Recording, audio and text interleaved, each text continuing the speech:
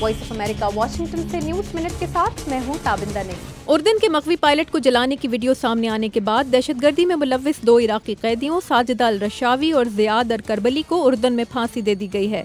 America के office of national intelligence के PR director Brian hello ने कहा है कि अमेरिकी इंटेलिजेंस कम्युनिटी को वीडियो के असली होने पर कोई शुबा नहीं। ताइवान में ट्रांस एशिया एयरवेज का कमर्शियल तैयारा 58 मुसाफिरों के साथ एक पुल से टकराकर दरिया में जा गिरा, जिससे 19 अफराद हलाक हो गए हैं।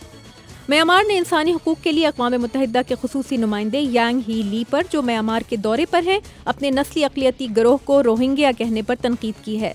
सदर थेन सेन के दफ्तर से जारी होने वाले बयान में रोहिंग्या नाम को मुतनाज़ा करार देते हुए कहा गया है कि इसके इस्तेमाल पर इसरार इस अहम मामले के हल में रुकावट पैदा करेगा।